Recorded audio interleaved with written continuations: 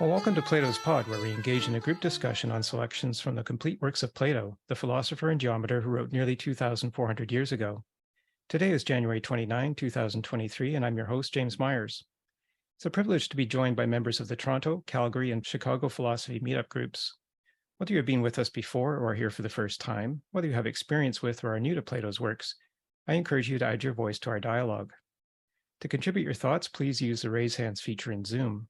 To keep the discussion flowing and ensure everyone has a chance to speak, I'll call on you in the order that hands are raised, using first name only. I've suggested 3 themes and excerpts from today's reading, which takes us from 27d to 45c of Plato's Philebus, and these are posted on the share drive linked to the event notice on meetup.com. We can focus on any of these or the other themes, and for everyone's benefit, please relate your comments and opinions to Plato's text. As we exchange thoughts on today's reading, I'll briefly summarize and try to connect different perspectives to a common thread. After we finish recording in 2 hours, I welcome anyone who wishes to remain online for Plato's Cafe, a casual half-hour discussion on Plato or philosophy in general. Today is the second of 3 sessions on the Philebus. We'll cover the part of the dialogue in which Socrates and Protarchus explore the means of determining the correct ratio of knowledge and pleasure in the good life, which they determine contains a mixture of both. One of their goals is to gauge whether either knowledge or pleasure on their own would win second prize for the good life. However, the problem with one of these, pleasure, is that it is not subject to inherent limits, and so, Socrates says, it is necessary to establish a harmony of the unlimited with the limits in which we exist. As a general category, pleasure might be one thing, but the one category contains no limit to different kinds of pleasures, which are unequal in their causes and effects. There are particular pleasures that turn out over time to be greater or less than others, but on its own, a single pleasure is undefined in its potential, having, as Socrates says at 31a, no beginning, middle, or end.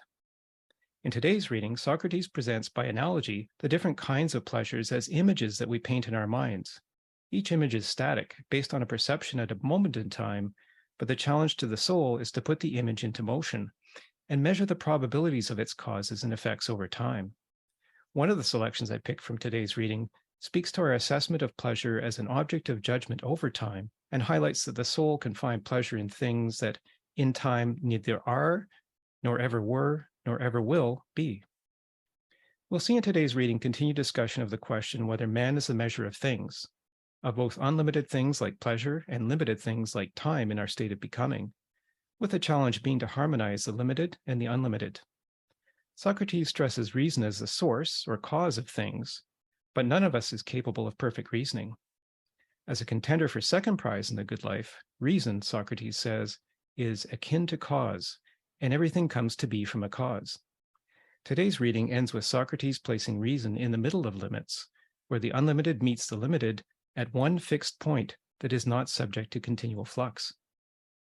To find the reason and cause of a thing, we have to begin with what we assume to be the thing's general form and continue to divide it into its many unities until we find the common element that relates to all limits of the thing.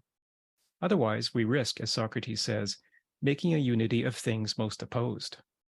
Perhaps it is like finding all the fractions that combine to a whole quantity and, as Steve observed in our last session, seeking the ontology of the thing among its many parts. Searching for the one among the many is a process that involves numbering calculation, which are essential to the philosopher. Continuing division in the search for unity also requires perception and preservation of perception, which Socrates calls memory, but it also requires recollection.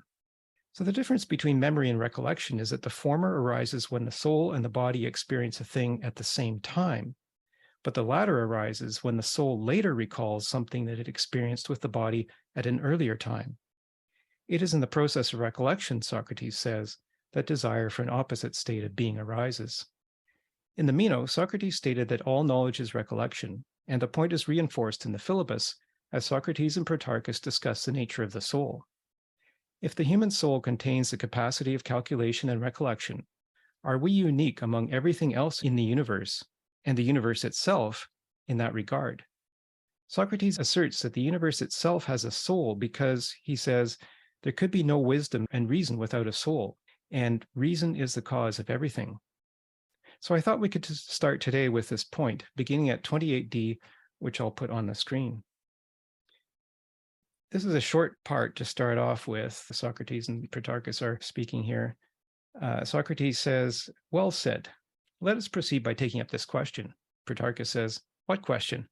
And I'll stop there. I mentioned this last time. This seems to happen all through this dialogue where Socrates says something as if he's referring to something that they had previously discussed, but in fact, they haven't discussed it. So he says, "We'll take up this question." Well, what question? He hasn't mentioned which one. So maybe this is a play on memory. So anyway, Protarchus says, "What question?" Socrates says, "Whether we hold the view that the universe and this whole world order are ruled by unreason and irregularity, as chance would have it, or whether they are not, rather, as our forebears taught us, governed by reason and by the order of a wonderful intelligence." Protarchus answers, "How can you even think of a comparison here, Socrates? What you suggest now is downright impious, I would say.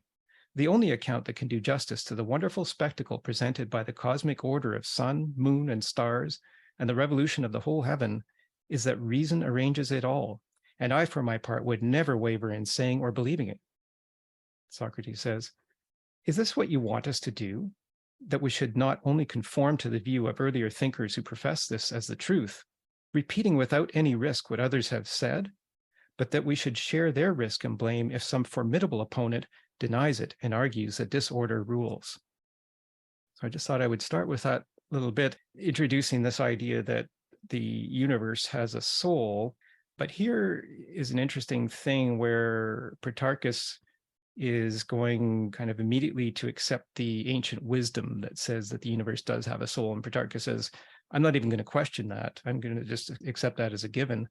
And Socrates says, "Well, maybe we should question," although Socrates winds up concluding that the universe does have a soul. But here I think he's offering a reason to say that we should exercise reason. So he's inviting Protarchus to exercise some reason in this. So I thought I would start with that. And I don't know if there's any reactions to this part, particularly the idea of the world order and things being arranged according to reason. Steve, your thoughts? Well, thanks as usual for your work and for kindness in putting this together for all of us. Welcome. This struck me right off the bat. It seems like they're going away from reason right off the bat. The argument that's put forth is really like the creationist argument that they want to put into schools to counter evolution, where it's not when they're defining it as reason, but it is, the theory of evolution is showing that it is the irregularities.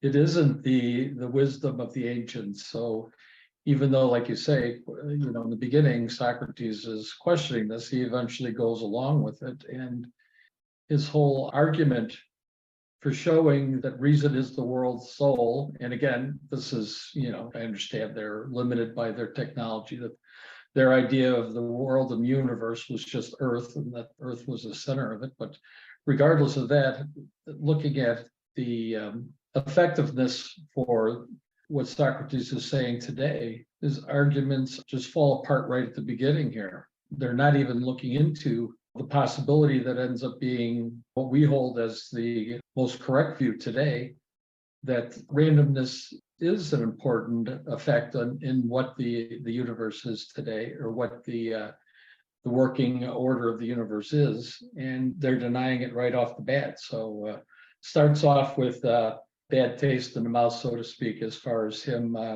lining up reason as his, ultimate here. Thank you.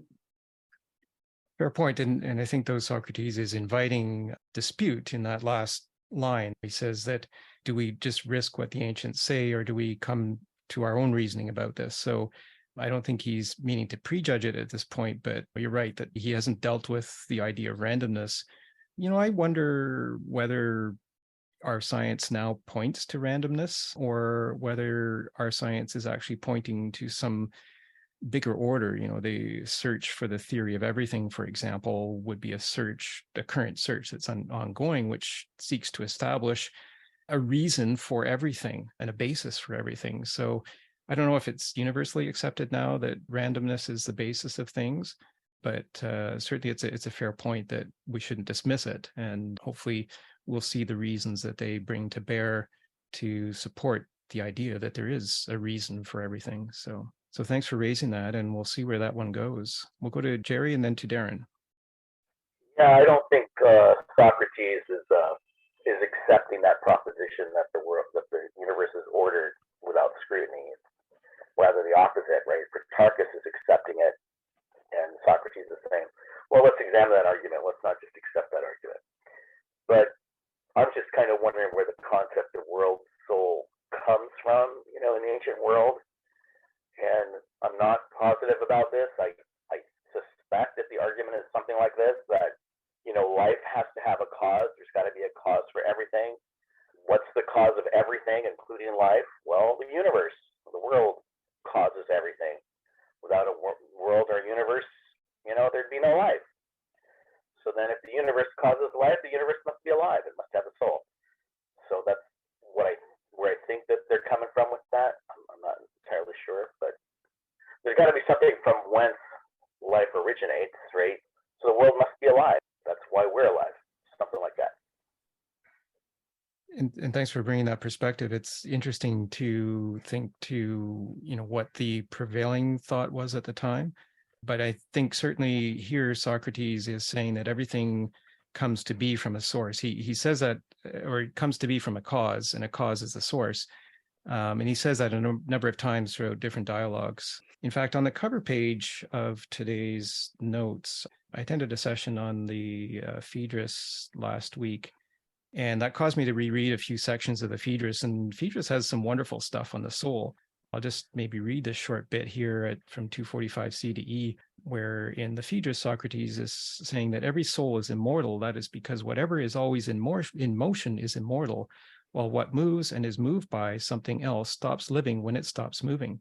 So it is only what moves itself that never desists from motion, since it does not leave off being itself. In fact, this self-mover is also the source and spring of motion in everything else that moves, and a source has no beginning. And that maybe, Jerry, talks a little bit to what you just said in terms of where is the beginning of everything, and if there's a universe, and I've asked this question a number of times before, is there a universe or a multiverse? Certainly both theories exist now, but I would keep saying, if there is a multiverse, what is it a multitude of? A multiverse would require a source, as I think a universe would. So it would be an interesting question to explore, and the differing understanding of the order of the universe back then versus now. So, right. I mean, whatever that thing is, that source is, we must bear some connection to it. Right. So thank you for that. We'll go to Darren. So I really like this idea that you brought up, that Socrates is inviting Protarchus to exercise his reason. I didn't really make that connection before, but I really like seeing this little part that way. I like this section because I feel like it also repeats something from last week's meetup, the reading then. So I'll just read this line again and just comment on it. He says, "Is this what you want us to do, that we should not only conform to the view of earlier thinkers who profess this as a truth, repeating without any risk what others have said, but that we should share their risk and blame?" And in the previous meetup, I remember he talked about these arguments about oneness and how people were using them as a way to keep themselves, I think the wording there was to keep themselves safe and sound through this absurdity, or through some absurdity, and how like the arguments about oneness had become popular and almost mundane, and they were bringing discussion and argument to an end. It was like a way for people to, as he says, keep themselves safe and sound. The implication seems to be to keep themselves safe and sound from thinking. So yeah, I really like this observation you made. And I think this idea of philosophy as something that has to be active in a process. I mean, we see throughout the dialogues. I mean, the very dialogue form itself suggests this, right? Philosophy shouldn't be presented or taught as a kind of doctrine that you just memorize and you just follow. Like that would be sort of almost like anti-philosophy. Although even I think today, that's sometimes the way it is presented or taught, at least when people have maybe a theory they prefer, and then they teach it as philosophy or the philosophy. And here, like, here's a warning against it again. And so the last thought on this is that given that this dialogue is about pleasure, I wonder if there's sort of a meta commentary on that I wonder if there's anything in this dialogue. I haven't read to the end yet. I've only read up to the reading this week, but I wonder if there's anything in this dialogue that's ultimately going to be about a kind of special pleasure that comes from doing philosophy, or at least pursuing the truth, but which is fairly unique in a way, so that we have to be able to make distinctions about pleasure.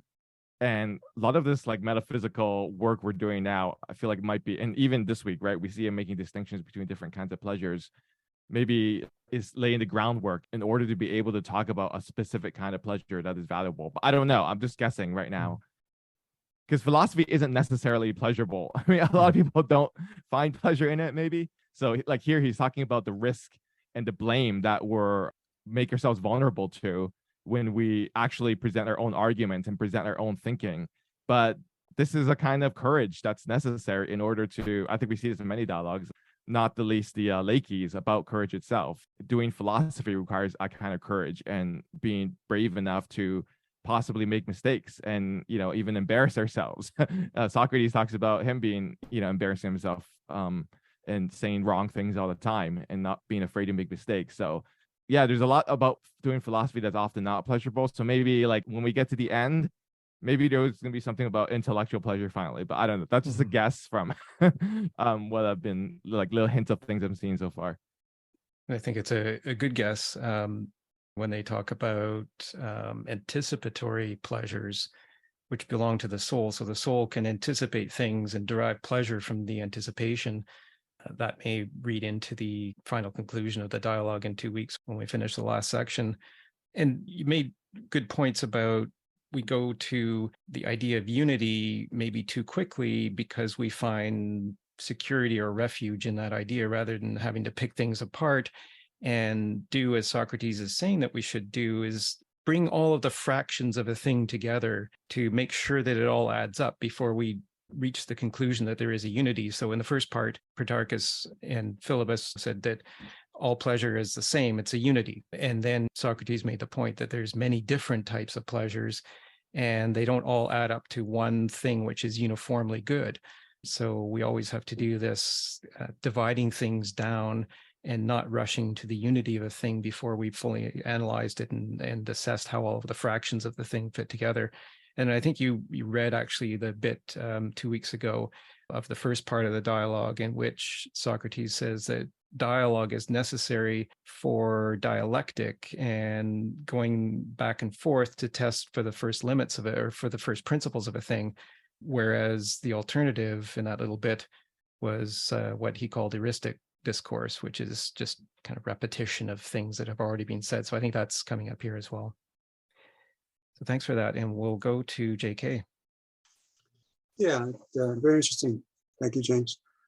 This first sentence here, where Socrates says that or actually in the second sentence, do we understand the universe as a whole order, as a whole world order, ruled by unreason and irregularity, as chance? He's kind of opposing this to his notion that the whole universe, the whole world order should be one understood by reason. Is the kind of reason that he's talking about, it's human reason, right? So he's assuming that the human reason can understand the entire order of the universe and understand that it is an order, an intelligible order that we can propose it to be, and that would be the soul. And so the question is that reasonable to think that way, that our human reason can encompass the entire wholeness of the worlds of the universe, or maybe many universes, and that would be the soul, as opposed to, because he would be saying that somehow our reason, if we can do that, wouldn't that be an abstraction from the whole? An abstraction would be like the way of, you can measure it, you can calculate, and maybe build an algorithm in a computer, and then come up with the essence of the soul, right? Which we are coming maybe close to doing that, if you believe in computer programming. It's an interesting thought as we have powerful technology like GPT-3 now that is simulating human discussion, human speech. And therefore trying to simulate human thought. I think Socrates goes on to say that reason isn't just a human faculty, it's also a faculty of the universe itself. We'll see that, I think, in the next reading that I'll present. It's a continuation of this reading. I like how you put, though, that reason is an abstraction of the whole and maybe is a basis for calculation. There's an interesting part, actually, near the end of today's reading. This is at 42, 43a, somewhere around there. Yeah, 43a. Socrates says, I guess what you meant to say is that we necessarily are always experiencing one or the other, as the wise men say, for everything is in an eternal flux upward and downward. And then he goes on to dispute that idea of everything being in an eternal flux. There he's saying, I think, that randomness does not rule. And what he's saying in that particular section, I think, is that reason finds its place exactly in the middle of everything. And from the middle, you can then measure to the two extremes. Everything comes to be in opposites, right? So you can't make the measure to either of the extremes from any point within either of the extremes. You have to make the measurement from a neutral point, which would be in the middle. So I think he's coming to the idea here that reason sits in the middle. And that particularly struck me in that discussion starting at 43a, when he talks about those who believe the universe to be in flux. And then he goes on to dispute that idea. And Right. he brings reason into play as that which prevents everything from being in a flux. Right. Wouldn't that be in disagreement with Gödel's incompleteness theorem? That you could build a system that is complete, but it's not consistent, or consistent, but it's not complete. That's an interesting point, because Steve mentioned Gödel's incompleteness theorem last time, and I think the comment that was made, and I was just re-listening to that episode this morning, it was such a great discussion. I think the comment that was made is that everything needs to start from an assumption. And I think that's kind of what Socrates is saying in here too. So the incompleteness theorem is that you can't test every single theory. There's not an empirical basis to support every theory, that you always have to make an assumption and then work your way from the assumptions to the unities. And I think that's really effectively what Socrates is saying here. So it's an interesting idea to bring that up, but I think that's the question of then exercising reason to bring everything together, bring all of the unities together, and then trace all of the unities to the source of things, keeping reason in the middle of it all, so as the basis for measurement. So an interesting idea with the incompleteness theorem, but maybe that's the idea that there can never be a completely defined list of all theorems. There's always another theorem, and I think that's good for us. Right. That's just like the philosophical paradox of different people grabbing different parts of the elephant, right? But how do you be able to understand the entire elephant? So, how do we avoid just understanding one aspect of the whole, right? And assuming that you understand the entirety of the whole. Good point. And in the first part of the Philebus that we read 2 weeks ago, Socrates says that if we leap to assuming that we know the whole thing, then we risk making an argument that opposites are alike, because we need to define the two limits that define the beginning and the end of the thing first, before we can start to argue about the nature of the thing. I think that's the key of that. I have this other part. So just reading on from the part that we were reading from, this is a longer part from 29c to 30c. And this gets more deeply into the argument that the universe does have a soul and reason. I thought we could read this if, I don't know if anybody would like to read Socrates and Protarchus. I could do Protarchus. That should be easy enough. All right. Thank you, Steve. All right. Well, I will read Socrates in that case. So this is starting at 29c. Socrates says, "But what about this? Is the fire in the universe generated, nourished, and ruled by the fire that belongs to us? Or is it not quite the reverse, that your heat and mine, and that in every animal, owe all this to the cosmic fire?" It is not even worth answering that question. Right. And I guess you will give the same answer about the earth here and the animals when it is compared to the earth in the universe, and likewise about the other elements I mentioned a little earlier. Is that your answer? Who could answer differently without seeming insane? No one at all. But now see what follows. To the combination of all these elements taken as a unit, we give the name body, don't we? Certainly. Now, realize that the same holds in the case of what we call the ordered universe. It will turn out to be a body in the same sense, since it is composed of the same elements. What you say is undeniable. Does the body of the universe as a whole provide for the sustenance of what is body in our sphere? Or is it the reverse, and the universe possesses and derives all the goods enumerated from ours? That too is a question not worth asking, Socrates. But what about the following? Is this also a question not worth asking? Tell me what the question is. Of the body that belongs to us, will we not say that it has a soul? Quite obviously, that is what we will say. But where does it come from, unless the body of the universe, which has the same properties as ours, but more beautiful in all respects, happens to possess a soul? Clearly from nowhere else. We surely cannot maintain this assumption with respect to our four classes, being limit, unlimited, their mixture, and their cause, which is present in everything, that this cause is recognized as all-encompassing wisdom, since among us it imports the soul and provides training for the body and medicine for its ailments, and in other cases order and restitution, but it should fail to be responsible for the same things on a large scale in the whole universe, things that are, in addition, beautiful and pure, for the contrivance of which has so fair and wonderful a nature. That would make no sense at all. But if that is inconceivable, we had better pursue the alternative account and affirm, as we have said often, that there is plenty of the unlimited in the universe as well as sufficient limit, and that there is, above them, a certain cause of no small significance that orders and coordinates the years, seasons, and months, and which has every right to the title of wisdom and reason. The greatest, right? But there could be no wisdom and reason without a soul. Thank you, Steve, for reading that with me. So there's a lot said in this part about the nature of the universe and the statement that the universe has a soul and reason. What do we think about those arguments? I think the way I see it is Socrates is saying that since we have souls and we are part of the universe, then the universe has to have at least as much as we do.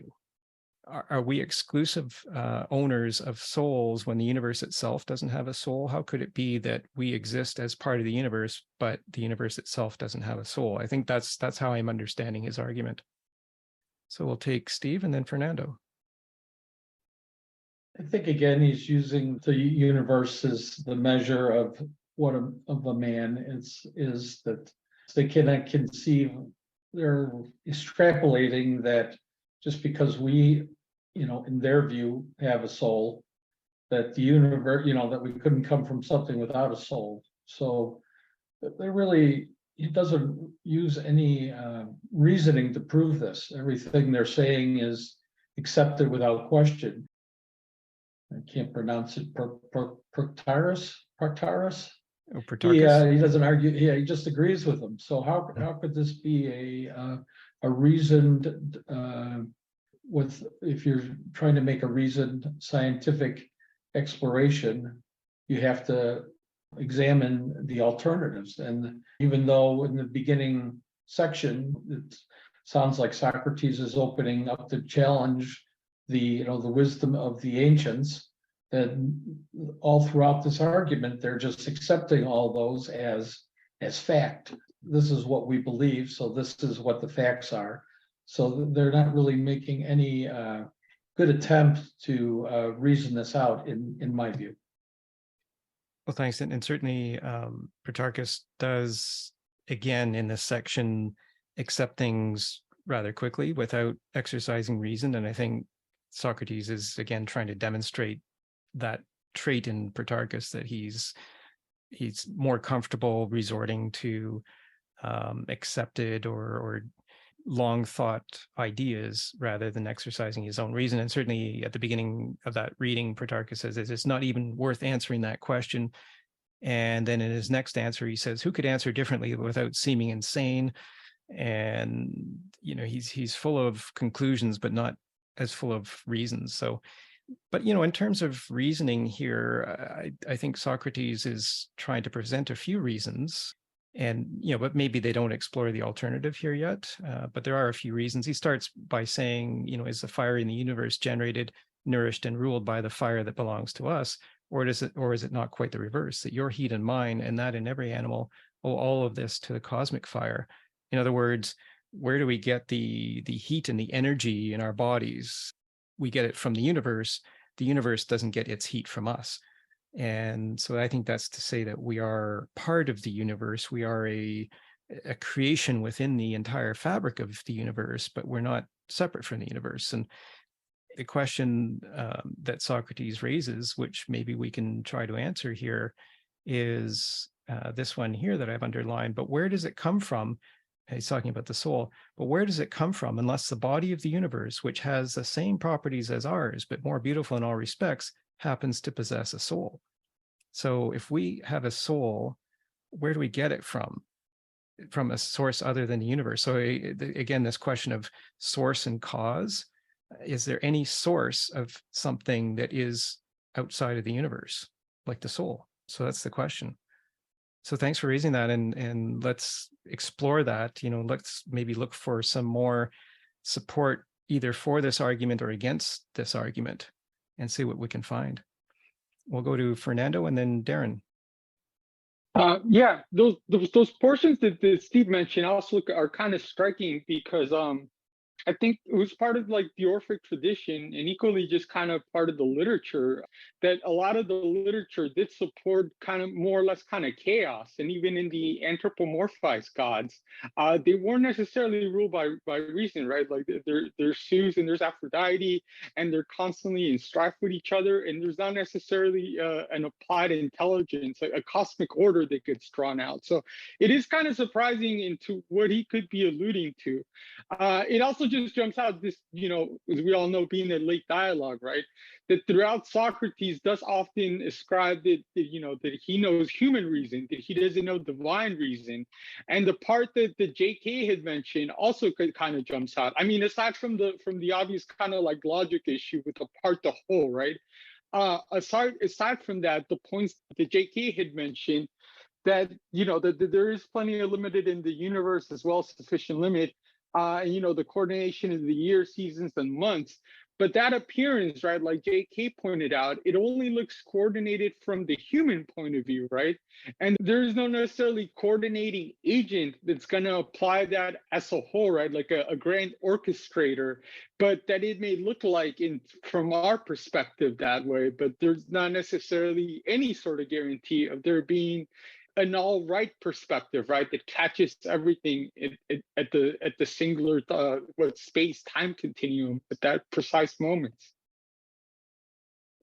Interesting ideas that you raise there, and certainly the concept of the gods, maybe as it existed, or as many at the time maybe accepted the concept of the gods as being this rather chaotic group of beings who exercised authority, some according to whim. And I guess that maybe is a sign that of the view that maybe there wasn't a reason. But the idea of a grand orchestrator, I guess, is maybe what we really need to dig into here. Is the universe itself the grand orchestrator? And if it is, then it's doing so with some form of reason. And how does that come to be? And how does the human soul come to be if the universe doesn't also have a soul? How does the human soul get separated from the universe as something separate and apart from the universe itself? So interesting use of the gods and chaos, I think, in that example. And maybe that's something that we need to find some contrast to. So thanks. And we'll go to Jaren and then JK. So I wanted to respond to Steve originally, actually, but Fernando mentioned some interesting things. So I'll try to quickly respond to those first. Fernando asked like what he might be alluding to regarding this god, because there are many gods in the Greek pantheon. And so I think Plato, through the mouthpiece of Socrates, might actually be doing something like interesting and innovative theologically, at least here, which is like precisely here to suggest maybe there is this one divine governing presence that created the universe And so it's a very like Christian idea of God that you'll find like in Genesis. But I mean, it doesn't make, you know, him Christian, obviously, but it is. I think he might be doing something like historically innovative here. And like we also see, of course, in other dialogues that, you know, we find Plato again through the mouth of Socrates, like questioning the gods and talking about gods of different cultures and how do you know which god is right. And also we saw in the Cratylus, the recent reading we did last fall, and then and it comes up again in this dialogue, I believe, where like Socrates is strangely afraid of like pronouncing the names of the gods. I still don't get that. Like, why is he afraid of doing that? Like, it seems to me if there are gods, like that would be the least of our worries. Like, what name we give them. It seems like there should be so many. We would have to be worried or be worried about so many other more important things than just the names. But like, that's the thing he seems most worried about. And I wonder if it's related to this point where like I feel like Plato maybe personally feels that if there is a god, like it's always an if in these dialogues, then it's like this like one governing divine presence rather than all these particular gods that, you know, all the silly Greek people around him are believing. I don't know. I feel like that might be his attitude. So the another thing that Fernando mentioned was that regarding how the order in the universe might just be order like from our perspective, or something like that. And I guess like Steve was also like, you know, raising questions about this argument. I'm not saying it's like logically airtight, but I think I personally find like there is some appeal to it, and maybe not accidentally. I think a lot of like theologians and Christian theologians have actually used this kind of argument, like where like he talks about in this section that we read about how there are like little causes. He talks about medicine and all these things that help our lives go well. So things we figured out about the world, like the world seems to have some kind of reason in it because we're able to figure it out. But I think the surprise that, or the sense of mystery that he's trying to evoke is that, like, how is this possible? Maybe, I don't know, maybe it's not a big question to some people, but like we can make sense of the world through our reason in this way, that there could be this kind of match. And I think a very kind of traditional Christian argument is that it's because there's reason in the world. That's why our reason can make sense of the world, is because the world itself is rational and contains reason. And so that when we understand the world, like he talks about in this passage, he talks about all the little causes. I remember like he talks about medicine and other things, right? When we understand the world, it's because in a way we're like rethinking the world. So this idea of recollection comes up again, because the world has already reason in it and is like made by reason. So when we understand it, we figure little things out, like things that help our lives go well, we're like recollecting the reason that's already present in this universe that actually makes the universe consist of this reason. Steve mentioned that Protarchus was following Socrates along and isn't really actually exercising on reason. So this seems to push back against the point that James made earlier, that like Socrates is inviting us to use our reason here, because initially Protarchus was just happy to imitate a theory that people used to make. But I'll just say that it's true that Protarchus isn't completely left to his own devices. So it's just not him just sitting around left on his own and to reason. So Socrates is leading him on a lot. I do think Protarchus is given a space to exercise his own reason, though. And I raise this because I think in general it is an important part of the sort of epistemic and philosophical ethics, like the ethics of doing philosophy. So I don't want to deny Protarchus any part or role in this. There are some times where he is confused and will ask for clarification, and then he will push back against Socrates about pleasure later. So he seems to be also of Philebus's view, or at least he's maybe influenced by it, that pleasure is just one thing. So we'll see him later pushing back later when they ask whether pleasure can be about anything, like judgments are about things. And Philebus would be like, no, but how can, pleasure is just a pleasure. How can a pleasure be about anything? So he does push back a little bit. And of course, even his assents, right? When he says, well, of course, like, or this is such a stupid question, like who could possibly answer otherwise? That's still a space for him to exercise his own reason, because a strong assent requires exercise of his own mind. It's still not like a doctrine sort of presented on high. And I think in the fact that many of these, I don't know about the ending of this dialogue because I haven't gotten there yet, but like almost all the dialogues end in aporia. So they end inconclusively. So even if Socrates is leading them on at the moment, he and Plato will leave us in a lurch at the end almost all the time. So it's like he's going to lead us on, but ultimately he does sort of leave the space open at the end. He's not going to tell us what the definition of friendship is, or what the definition of courage is, or any in any of the other dialogue, any of those, whatever the dialogue is about. So yeah, I just want to say that I think Protarchus is left some space, but it is a method, right? It's not like he's completely left on his own, to reason on his own. It is a guided process. Socrates says he's a midwife of in Theaetetus about what is within other people already. And yeah, so he's just there to stir it up, I guess. You raised a number of interesting points there. When you said that maybe Plato's doing something historically innovative here, yeah, maybe that is the case in the sense that he doesn't want to name individual gods when he thinks that there is only one God.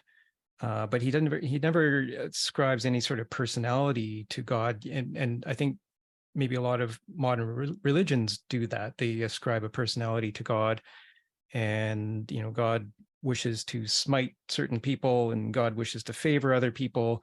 And it's as if God is presiding over us and we are the children that need guidance. But I'm not sure that Plato's saying that. I kind of get the sense here that he's saying universe is the God. So if we just renamed God universe, maybe that's what he's saying, because the universe has a soul is what he's saying. I just highlighted, I had this one line on the screen as well from 30D. Socrates says, reason belongs to that kind which is the cause of everything. And so if we perceive of God as the cause of everything, then universe is the cause of everything, then universe equals God. So I just present that as one thought there. And the other thing that you said was really interesting, made me think, was that you asked, can we reason because the universe itself contains reason? And it maybe brings me back to what Steve said at the outset about randomness. If the universe were random, the exercise of reason, to the extent that would even be possible on our behalf, would have to end at some point. Reason would have to end at some point, and randomness would have to take over from there. And so I don't know what the limit of reason would be in that kind of random setting, if everything was ultimately random. So that was a really interesting way that you put it, that made me think about reason and whether it could logically have any limits, or whether, as Socrates seems to be implying at around 43a, whether reason is in the middle of everything. So interesting thoughts there. So thanks, and we'll go to JK. So just to carry on your thought there, that if the universe is reason, and reason is God, and God is in charge of everything, right? That means that we're living in a deterministic universe, right? In which, as Einstein said, God does not play dice. There's no chance, there's no randomness, and we have no free will. And if we have no free will, okay, what does that mean? That we cannot even make our own decisions about whether to reason or not to reason, or right? So it's leaving out too many other aspects, other possibilities for what the universe, the soul is, that maybe it's not as predictable as we can presume it to be by virtue of reason, because it seems to imply that by virtue of reason, we can have a systematic understanding of the universe and the soul, and therefore everything can be predicted, right? Seems like a more sophisticated notion of the soul would include other aspects of the soul that does not involve reason, perhaps, right? I mean, there are irrational parts to our world. There are things that happen in the world irrationally. There is such a thing as chaos. So it seems like the soul would be more complicated than just to be defined by reason. Yeah, I think that point is interesting, that if reason exists, can everything be predicted? And I think maybe some of the things that I just highlighted here on the screen may help to address that question, or at least frame that question. And I think first, Socrates is saying that our state of coming to be consists of a mixture of the unlimited and the limited. So the unlimited is the universe itself. There is no limit to the potential of the universe, which is a good thing for us because we then have access to that unlimited potential. But then our state of coming to be, there is constant limits. Things are constantly beginning and ending. There's physical entropy that we have to deal with. Everything has limits in our state of coming to be. But what he's saying is that those limits are drawn from the unlimited. So there's this mixture of the unlimited and the limits in everything. And our job, or the job of reason, is to determine what ratio of each is in that limit, or it is in that mix. And then also to determine the cause, right? Because if you remember what the first part of the dialogue said, was that everything in our state of coming to be is a combination of unlimited plus limited. And I put those in brackets in an equation: unlimited plus limited in brackets, multiplied by cause, equals state of coming to be, which is kind of the common experience of all of us. So I think maybe those things help to really open up the universe and its potential for us. And then I think also in here that I highlighted this last part, that Socrates said that the universe orders and coordinates the years, seasons, and months. And I think there that maybe he's not saying that it coordinates us. It doesn't coordinate humans. It coordinates the kind of stage in which we act, and make sure that everything is balanced. So I think within that context, we can exercise reason and will, but I think we need to explore that definitely more. Again, I think that goes back to the question of whether the universe itself has a soul. If the universe has a soul, then that soul is shared with us, and then that would seem to give us great power in our soul as well, I think, wouldn't it? Interesting thoughts there that you raise. We'll go to Steve and then to Eva. Why don't you go ahead and let Eva go, since I already Okay. talked. And you sort of clarified my point anyway, so Okay. go on to her, please. Okay, thanks. Thank you. Thank you, Steve. I enjoy hearing the sarcastic Socrates when he's talking about the god or the goddess. So if you are sarcastic, like the way he talks about the gods, and then he mentions like the small, tiny gods at the back of his ear, I think he has a trust on a form of a divine, but he is in a situation where there are a lot of people around him who claim to be God, the power. So I think he's making a sarcastic joke and kind of like insulting them in his own intellectual mind, calling them the gods. But there's a small, tiny God who whispers things in his system. So that's kind of like the virtue he is able to hear by himself, I guess. Like about the universe, it's very easy to get lost with a magnificent system that is running. Again, I don't know how, but somehow I hear with Socrates and Plato that, yeah, the universe doesn't have a power, but it has a system. And as humans, we could either destroy that system or just like, go with it, but the universe will stay. Like with the seasons, there's a system. The seasons go on, but messing up with the ecosystem, the winter still comes in. And we built an airport at a place where there shouldn't be a building. That place should stay as a lake.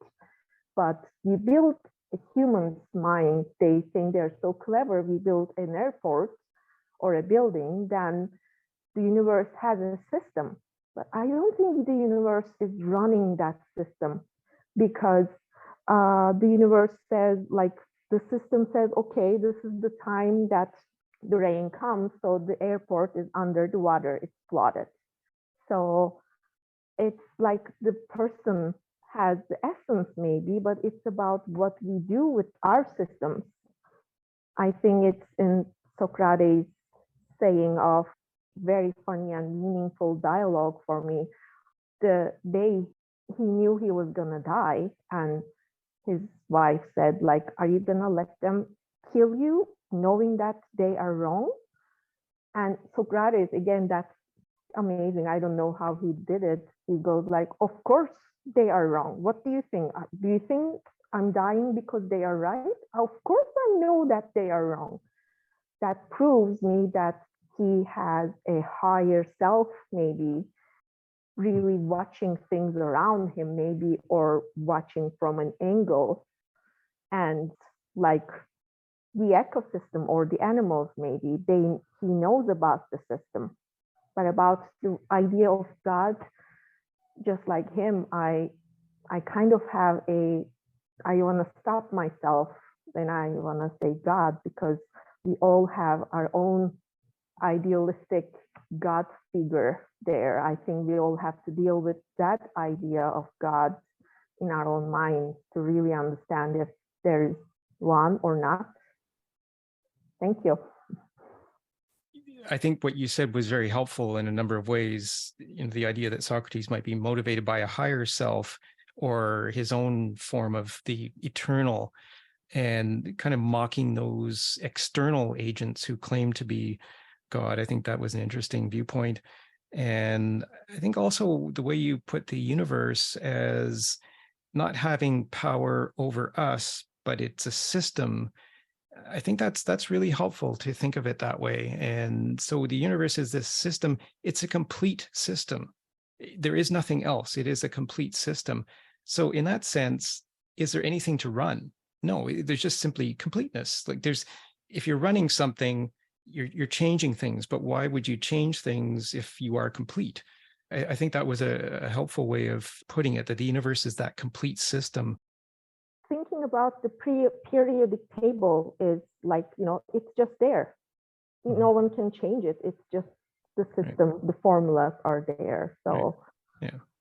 Yeah. So all of those elements are there for us, and we are here to apply reason to make of it what we will, I guess. Yeah. I think that's helpful. JK?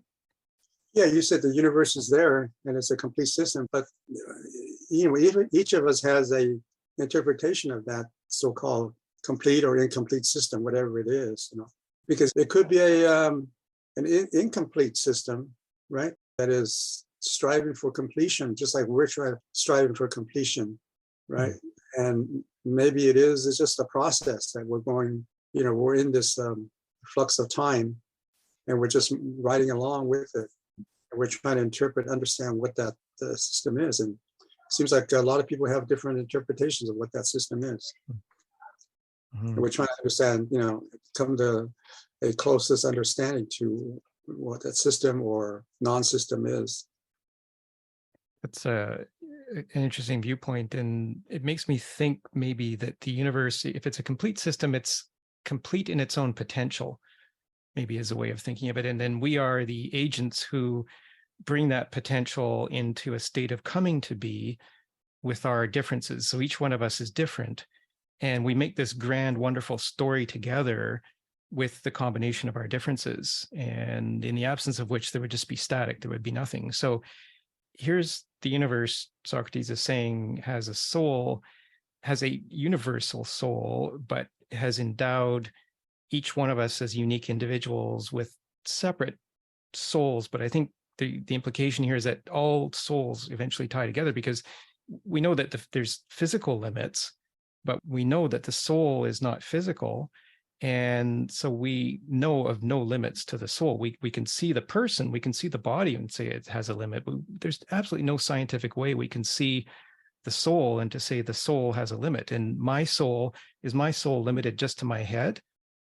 Or does it have, it's invisible. I don't know if the physical body limits my soul. I just don't know. But I think we're all kind of trying to attain some sort of universal truth. And maybe that's the universal soul. I mean, let me ask a question here. If it were proved tomorrow, say all of the Nobel laureates from the past 10 years came out with a letter and a formal proof that the universe had a soul, and they were able to prove it mathematically, with physics, philosophically, every kind of proof, what difference would it make? How do you think we would react or behave, or what difference would it make in our lives? Would we just go on doing as we do? I wonder, I'll put that question out there. Maybe Socrates would just say, I told you so. Yeah, that would be one thing, maybe. Well, how about if tomorrow they come up with a computer that can think as good as any human being, philosophize as good as a human being, and so it's a consciousness just like us, and maybe it's better than us because it's much faster and much faster crunching numbers and much faster giving us answers to philosophical questions. Would that cause you to be willing to sacrifice your own personal consciousness and just, go along with that computerized programming? Yeah, I mean, that's an interesting question. How would we know that the computer was better than we are? Because we can see that it's faster, but faster isn't always better. How is the computer's capacity to reason? How do we gauge that? Do we apply our own reason? I mean, here with our own human reason over thousands of years, we have completely transformed the earth. We built cities, we've created all sorts of wonderful technology. This is what reason has done for us. This is not what machines have created for us. We have created it. We've created the machines that help us to generate these things, but we are the ones who created the machines. We're the ones who program the machine. So if there is a machine that's invented that has reason and a consciousness, we are the inventors. So that must be saying something about us. Yeah. But it's a good question. I'd like to imagine, because we're getting close maybe to that point. Right. But these computers are, being built by us to beat us at our own game. Yeah. Various games that we want to play, that we play. That's a good observation. And maybe we should understand where we are in the order of things and whether we are truly these feeble things that are bound to be obsolete and we're going to be replaced by computers, which I'm afraid is kind of a default assumption of many. But I think there's something grander in us. And I think this is what Socrates is saying in this section. We possess a soul and the universe possesses a soul. So we possess that which the universe possesses. And you can't get much better than that, I don't think so. But anyway, it's, again, like what would happen if it were proven tomorrow that the universe had a soul? How would we behave any differently? It's an interesting question. It's just that the point is that if we identify with ourselves, our consciousness as a calculating machine, a super calculator, and we build a computer that even does better than us at super calculating, what's our destiny then? To to just give up and say we are nothing but this old-fashioned calculator that's no longer useful, right? Mm-hmm. Yeah, and I think that's where Roger Penrose, for example, he's doing a lot of discussions lately in which he's making the point that the mind is not purely a calculating device. There's more to the mind than just calculation. So maybe this is something that we are now discovering with our technology, is that there is something more to our own minds than we previously thought. So thanks for that. We'll go to Steve and then to Darren. To your question about the proof of the soul. So there's two reasons why that can happen, or there's two explanations. We would, as JK brought up before, have Gödel's incompleteness theorem. In order to prove anything completely, you have to make an assumption. So you can never prove completely because there has to be some assumption along the line. And the other thing is with the Turing machines, that in order for something to calculate all the possibilities, whatever it is, human or non-human, or to whatever method, it would have to calculate beyond the end of the universe. So it would be calculated. There's actually some science fiction, I think it's the Hitchhiker's Guide to the Galaxy, that the computer was calculating past to the end of the universe, and then it came up with that there's no definite answer. So, and the other thing, as far as when we're talking about what great inventors we are and what reason has done, we have to keep aware of the fact that according to our current knowledge, the only reason we're here is because a giant meteor or comet hit the Earth. The dinosaurs were not able to survive. So our ancestors, which were little small mammals, perhaps like a rat, was able to survive long enough until the Earth, came back to be able to support life, how many millions of years. And, when we're saying that we created all these fabulous tools and machines, we have to realize that every tool is a technology. So a hammer is technology. And on the other end, you could have it from the perspective, again, and I think Penrose is self-serving in this too. It's the idea that we are special, that, what we have is special or greater, and we could just be considered something that was created by the forces of evolution, and that we're just a minor tool on a, minor planet. It's not like we want to think of ourselves as insignificant, but we want to use that as a way of not getting grandiose ideas of how great we are. That was it. And interesting perspective. Certainly, the science is leading us to discover that we are not that we're not the center of the universe. As for example, was thought in the early Renaissance when they burned people for saying that the Earth orbited the sun rather than the other way around. So yeah, I think we're discovering that there's a lot more to the universe than just us. And you made an interesting point about having to calculate to the limit of probabilities, which go on forever, I guess, in the universe. And yeah, that would be a problem. And so, yeah, I think if that approach were taken, then I don't think that there could be a scientific proof that there was a soul to the universe. But maybe there's part of the answer to that in this dialogue, which is that if reason is situated in the middle of everything, we're not calculating probabilities out to their maximums or to their minimums. We're not calculating to the limits. We're calculating to the middle. And I think that's a pretty powerful mathematical and geometric concept that Socrates brings into this dialogue, is that the calculation that we have to do in our minds to find this harmony between the unlimited and the limited is not calculating to the extreme, but calculating to the mean. And that's a pretty powerful idea, I think, that we can maybe explore.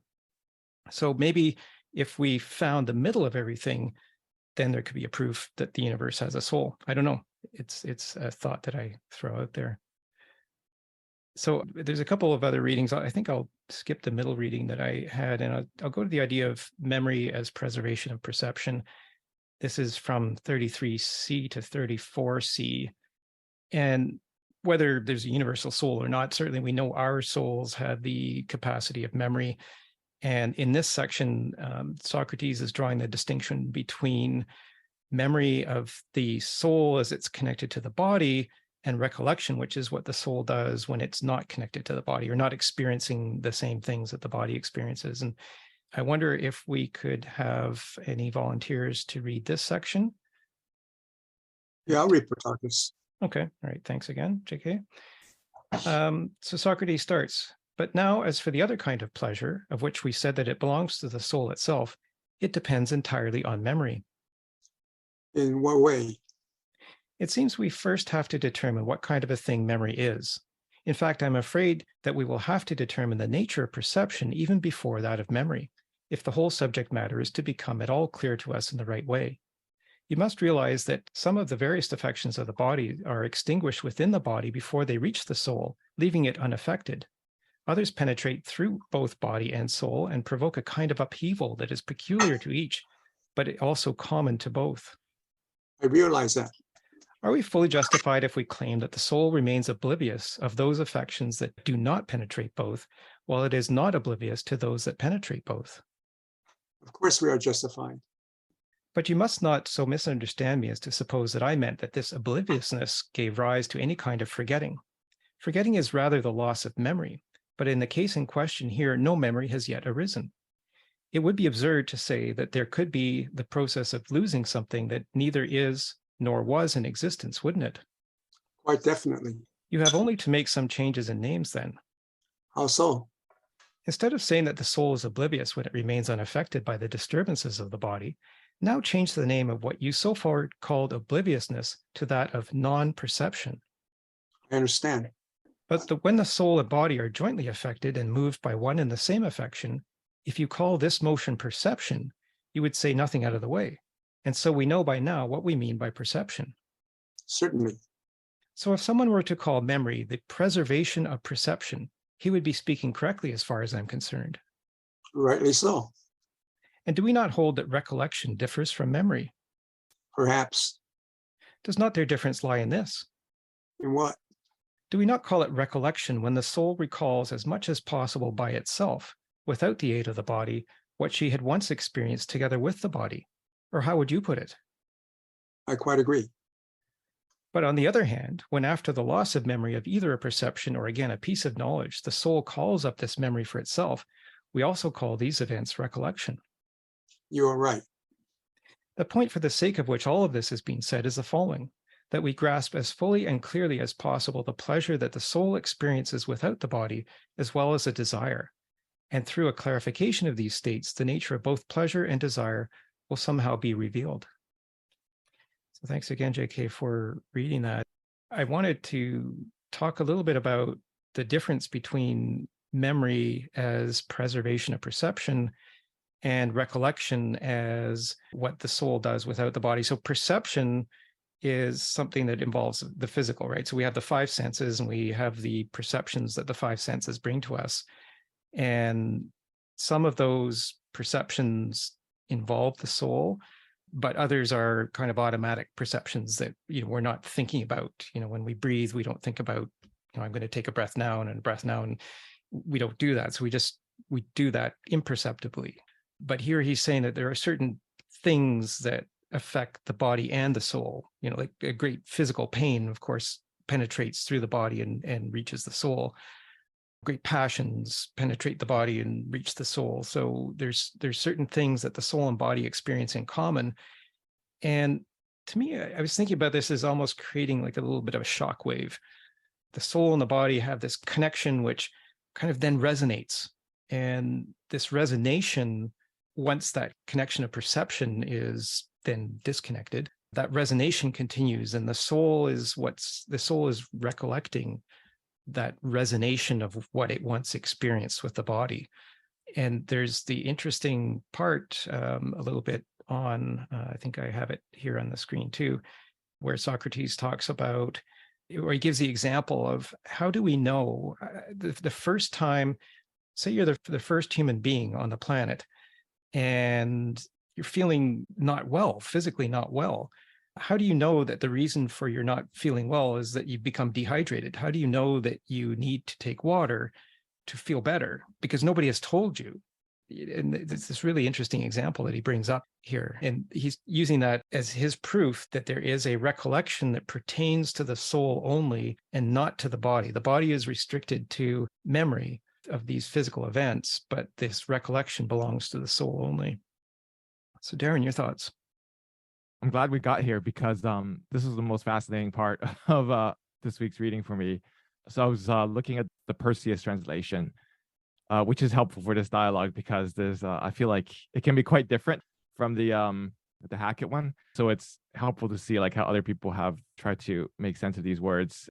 There, regarding this sort of originary desire, he says in the Perseus says, so Socrates says this, well then, is there any source from which a man who is empty at first can gain a comprehension, whether by perception or by memory, of fullness, a thing that he does not feel at the time and has never felt before? And yet he who desires something, we say. So he was talking about the kinds of memory we have that are attached to our physical body, but here he segues into this little discussion about desires that the soul might have on its own, especially for things. He doesn't really name what it is, but for things that it has never experienced before. So it can't possibly understand them through like a memory, which he defines as attached to the physical body, or by perception. But if it's desiring, if it has this kind of desire, it must be for something. Okay. So this is like this mystery about what it is. But of course, like so many of these little mysteries that are dropped in these dialogues, I feel like the suggestion, once again, is that we have this originary sense, this intimation of, well, here we go again, like the good.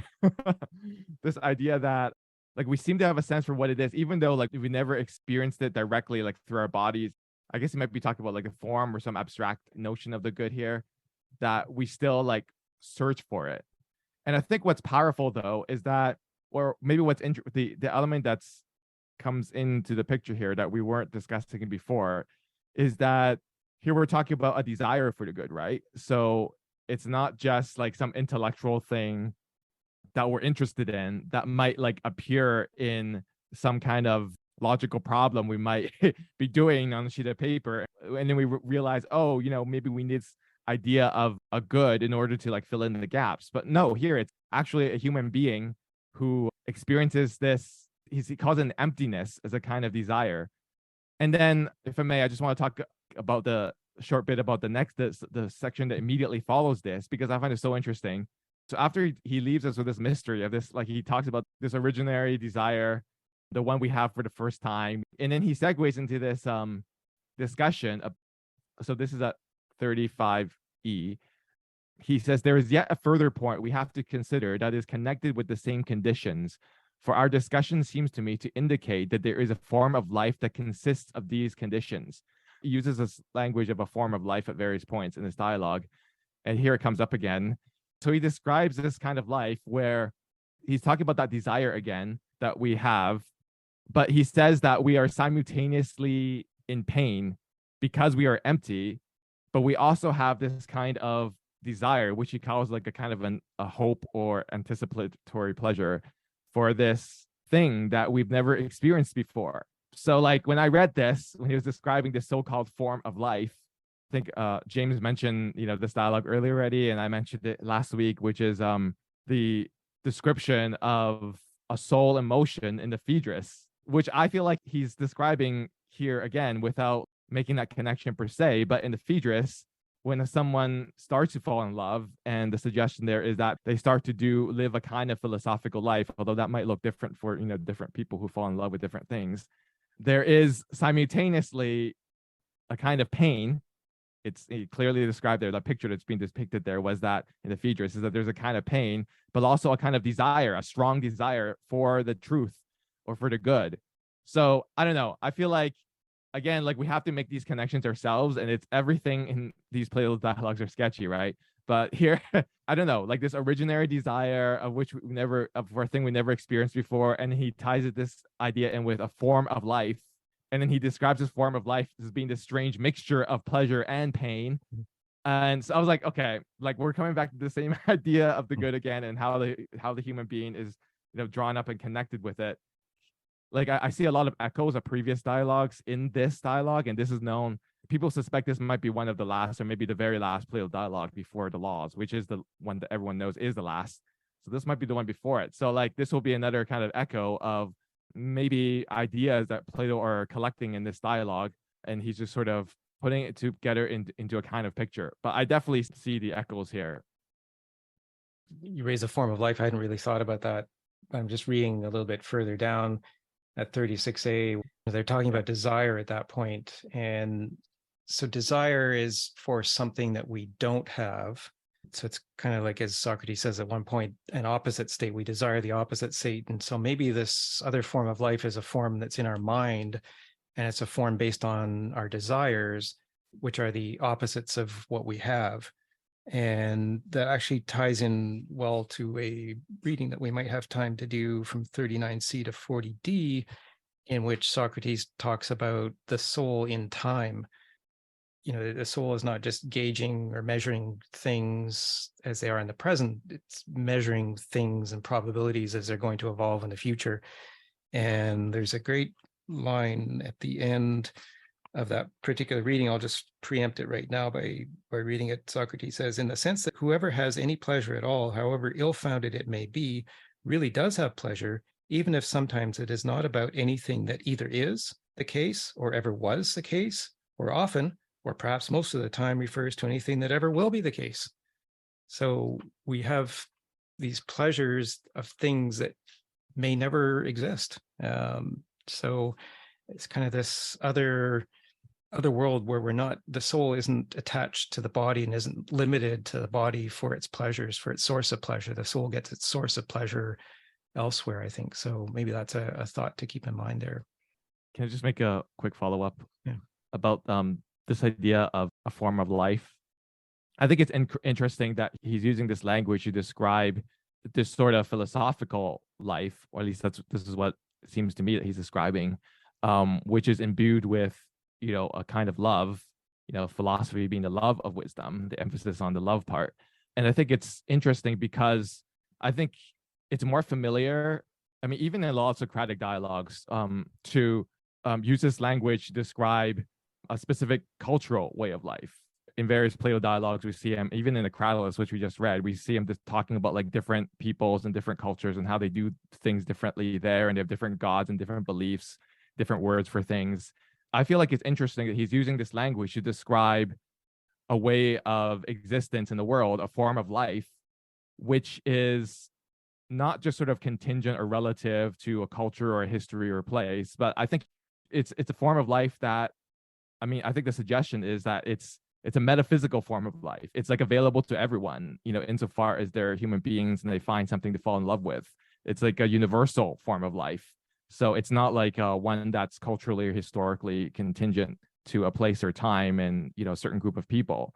I know, I think there's a provocative idea that, you know, this kind of availability, this way of life for everyone, and it's one that's like moved, you know, it's not dispassionate. It's one that's like moved by a desire. That's, I think the idea here is that it's love, because the description is very similar to the one in the Phaedrus.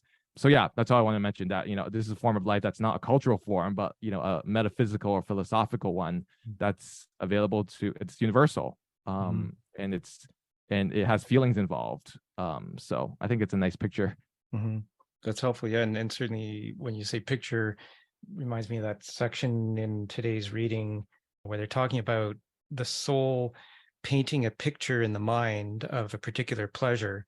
That picture is painted at one particular point in time, but then the soul needs to then be able to extend that picture out with motion over time to see how it's going to play out. And maybe that original sense that you talked about and that metaphysical state of being, maybe that's where the individual soul is trying to connect with the universal, or trying to clarify its connection with the universal soul. I think he's saying that it is connected to the universal soul, but it can't necessarily see it, but it is connected. So maybe that's part of this interesting idea. So thanks. We'll go to Steve. Try and be brief because it's the same sort of theme I've used before in this, but the couple of things came up. Jason first talked about thirst, and how did the first person know that there was thirst, and is it something that's a memory? And Darren, I believe, brought up about the good, and the same sort of thing. Is it a remembrance? And the passage that you read about the pleasure, and that possibility of it being, you know, metaphysical. You know, all these, there, you know, there's another explanation to this that might be simpler and more proven out, and that's like, these are all biological adaptations. Thirst is something that's an emergent property. First single cells developed, and they developed in water. So from that, you know, what the stages were from where it was emerged into smaller subcell structures and then multicellular. But most of the arguments are from a human perspective, from where we're evolved at today. And what is good is a positive variance. Pleasure is a positive variance. So that's something that we see in all animals and all cells. A cell will move towards food. It'll move away from the cold, or, you know, away from the heat. It's you know, if you want to say memory is DNA, that might be a cleaner way of saying it, if you need that metaphor. And also the idea of love is most certainly a modern romantic idea that's only been developed within the last 3,000-4,000 years, maybe. You know, if you go back 6,000 years ago, we're not even talking about 500,000 years of when, you know, humans were separate species. The whole idea of this didn't exist. So this is the whole idea of love, you know, seems pretty evident that it's a evolved biological, or probably a cultural adaptation that provides us with a biological advantage, so that if you have the love of a grandparents, they can take care of a child while the parents are out working. If that prospers, then that provides for a biological adaptation. So I was a little longer than I wanted to be, but that was my point. Thank you. and it's worth considering those options. I think certainly modern science has raised a lot of those questions, but maybe to take love as an example, yes, it can lead to benefits. And so there's maybe some sort of natural tendency, maybe a physical tendency towards it, if that's part of the biological adaptation that you were talking about. But then it can also lead to great pain. And, so why do we engage in it if it results in pain sometimes? And it does. That when people die for love, for example, it actually can lead to death. So I don't know if it's something that's entirely physical. There may be other explanations for it, but certainly it's worth considering. It's I think these questions are being raised by modern science now, and they need to be addressed. Somehow there needs to be a reconciliation of these things, and then maybe tie back to the idea of memory as we're talking about here, and recollection. So, again, the sense that memory is what the soul experiences with the body together. There's certain things happening to both at the same time. But then after that happens, we know that the soul has its own recollection of things that happen. Maybe we remember something that happened when we loved in the past, and then we shape that experience again in the future. I mean, that's the power of recollection, I think, is what he's saying here. So yeah, maybe there's something about memory and recollection that modern science needs to get a grasp on. I don't know. Real quick reply. Yeah. Just to for something to be a biological or cultural advantage, it doesn't mean that it just needs to be a little bit better. It doesn't mean that you're never going to be hurt by love, but if you reproduce at a higher rate than if you don't have it, that means it's a biological advantage. So it could be 50.0001, and that's going to confer an advantage. And the idea that there is a soul and that there's memory is, I'm sorry, but I didn't get your point to it. I just don't see how that leads into it. But thank you. Okay, well, thank you. Let's go to Jerry and then to Darren. So I think we all acknowledge the phenomenon of memory. We all acknowledge that phenomenon, and Socrates' explanation of it, it's a recollection, of past experience, like what's it like to be thirsty and what does it take to satiate thirst, is not an unreasonable explanation or description. The question is, okay, well, what's the point of all this? We got here because he was saying in the previous page that we've got deprivation or pain, and we've got pleasure or satiation. Can't say that word. Is there some middle ground between these two that's maybe better? And he's trying to get to that middle ground. And so then what does all this have to do with that middle place? I guess on the one hand, he's trying to distinguish between the body and the mind. Okay, great. He's distinguished between the body and the mind. But again, what does that have to do with that middle place? Is he trying to suggest that somehow if the mind disconnects from the body in some sort of way, that we've reached this middle place where we feel neither pain nor pleasure? Is that where he's going? And if he is going there, then once I achieve this aesthetic state, of disconnection from my body, what do I need memory for? Because his description of memory is that it's somehow in service to the body. My body is suffering, and I use memory to, satiate whatever the body needs. So here, memory is in service to the body. In this example he's giving with thirst. So then, once I achieve this state of separation, do I need memory anymore? I mean, there's something about the eternal mind that has a kind of a disconnected feel to it.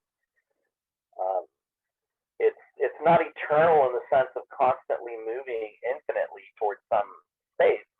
It's eternal in the sense that it's still, I don't know, in a kind of way.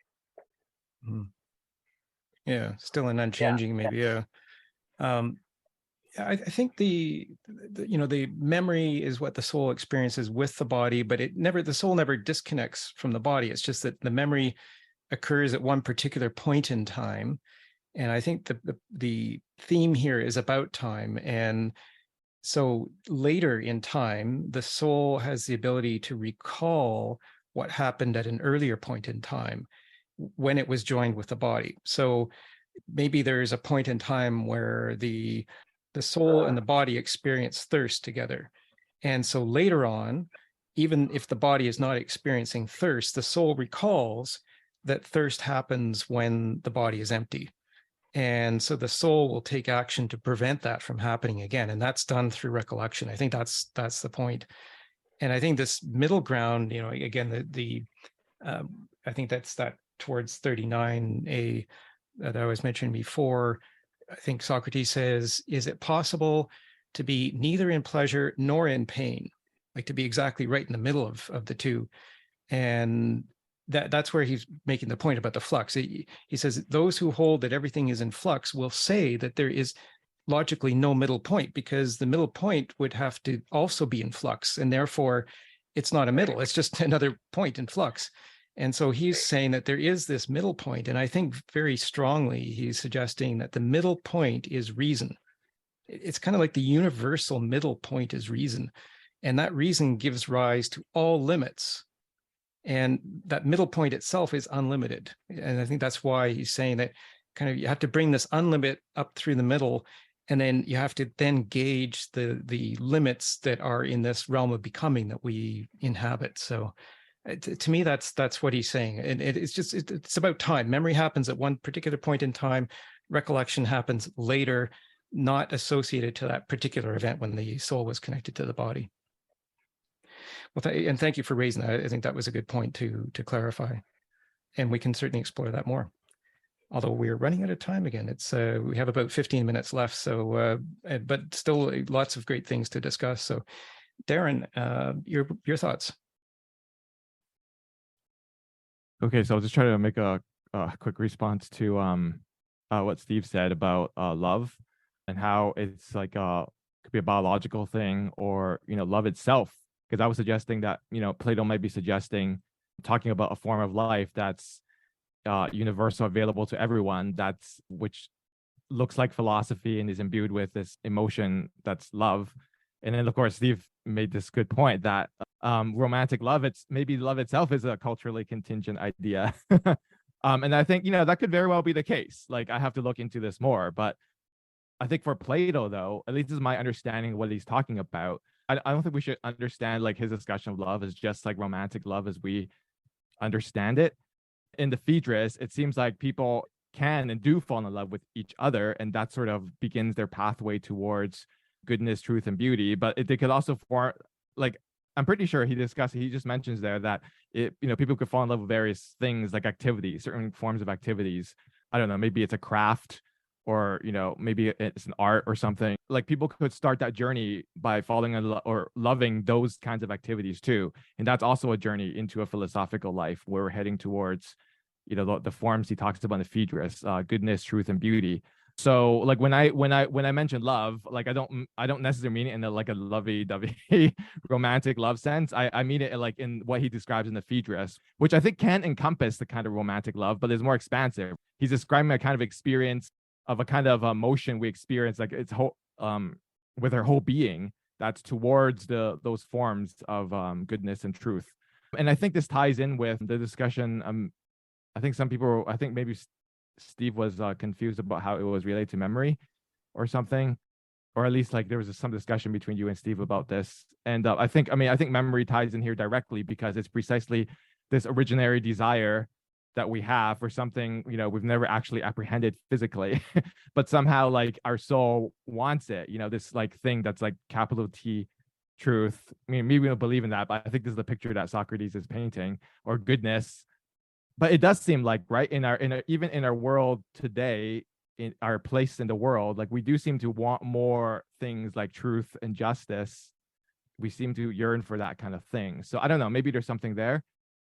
And so the picture Plato paints is like a love that is connected with memory, does have this connection with like truth and reason, I guess. Yeah, it's like a sort of very encompassing picture, which I think might make the phrase that he uses, a form of life, that may be a good choice of words to describe this, because when you put all these elements together, it does sort of look like an all-encompassing form of life that is universally available that someone could enter into.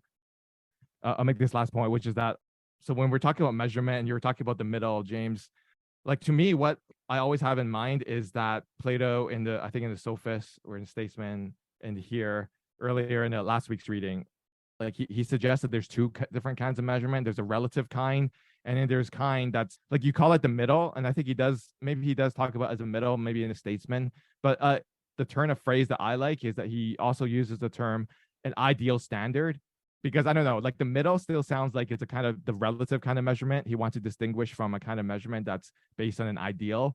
And I think this is actually provocative to think of in relation to this other turn of phrase he uses for form of life, because when you hear that term, it's often understood culturally. And I think even in a lot of Plato's dialogues, as I said, like you see this sort of cultural relativism that he discusses. So understood culturally, a form of life would just consist of a relative measurement. You know, it's what different people and different groups of people have come to prefer in different places, and maybe they're adapted for different environments and so on and so forth. And maybe there's a sense of love itself, like that Steve was talking about, that's relative in this way.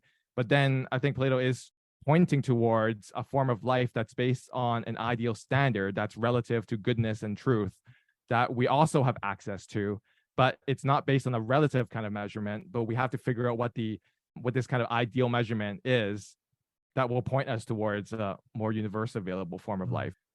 That's something we would want because it's tied to desire and goodness and truth as well. So Yeah, sorry, I'm trying to link a lot of thoughts together, Yeah. and if that doesn't come out coherently, sorry. I think linking thoughts is great, and it leads me again to the middle, because that's where I think everything links, is in the middle. And maybe that's where the ideal is in the middle. If that's the place where that has no limit, if that's the unlimited, then that's where maybe the ideal would be. And then we have to then shape this world of becoming, or realm of becoming around us, around that ideal in the middle. But that requires number and calculation. So that's an interesting idea there. And then actually what you said, I think, about love was helpful, because it's not just love of one individual for another, but it's also love of things. And in fact, what we're doing here right now is love of wisdom, philosophy, love of wisdom.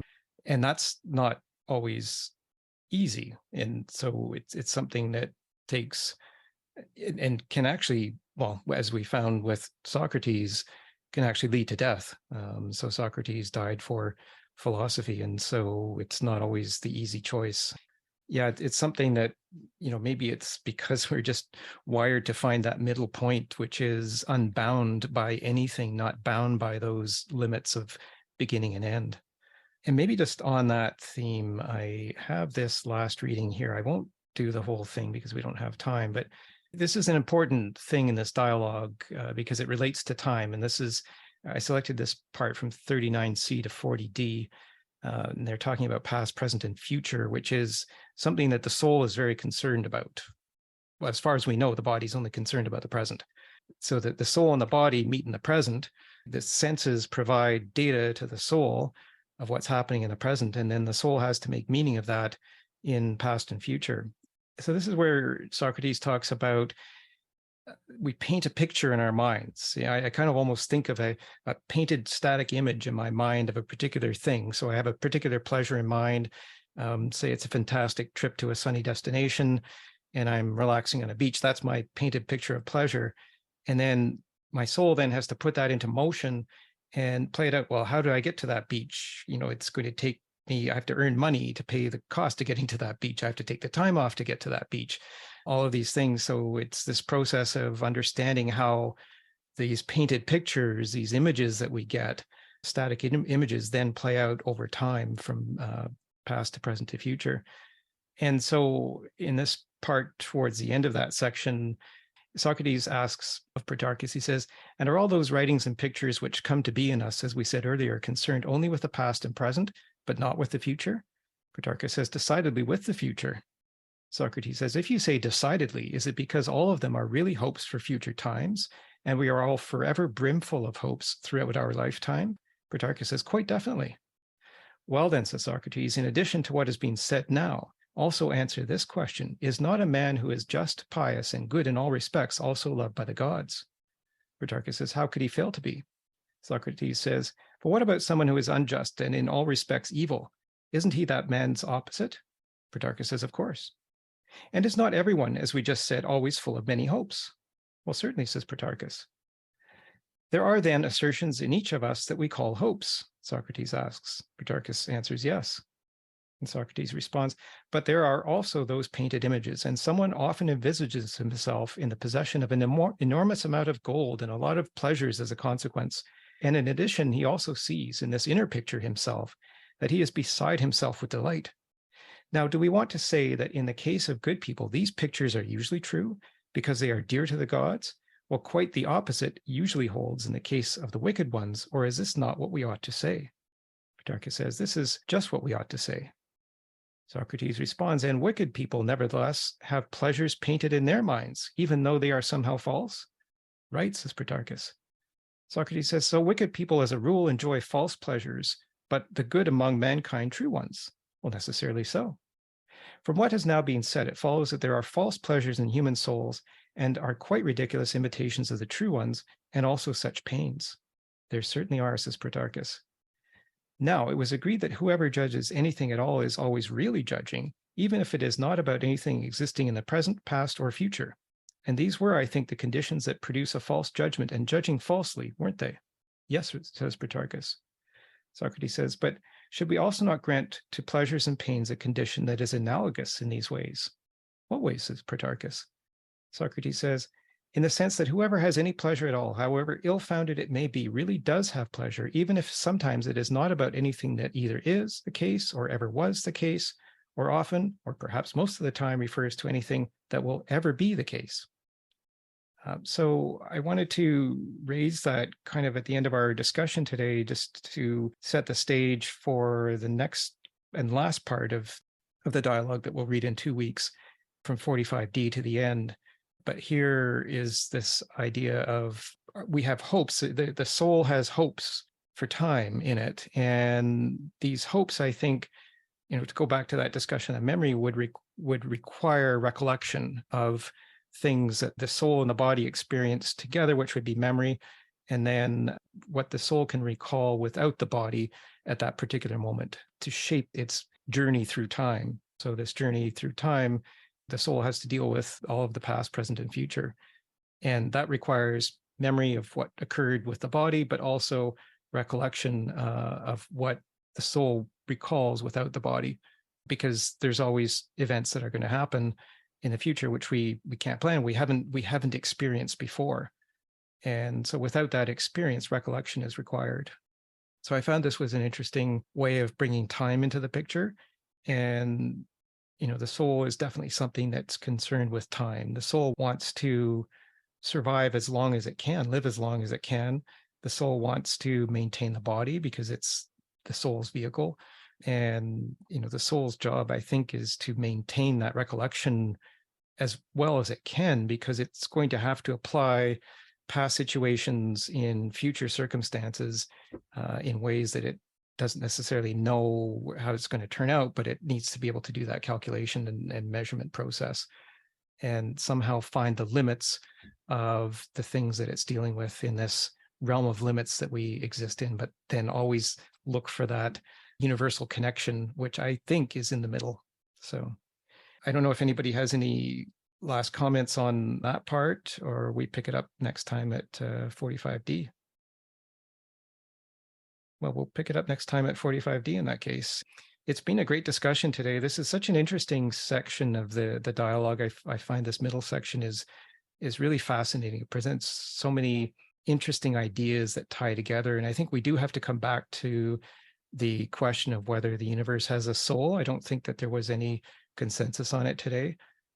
So I think maybe we have to see where they're going to go with that concept in the rest of the dialogue. But I would like to come back to that question of the universe having a soul in our next session. So I will turn off the recording now, but I invite anybody who wishes to stay online for an unrecorded half-hour discussion in Plato's Cafe of what we've just covered, or philosophy in general, or Plato. So I hope everybody can return in 2 weeks to finish the Philebus. Thank you.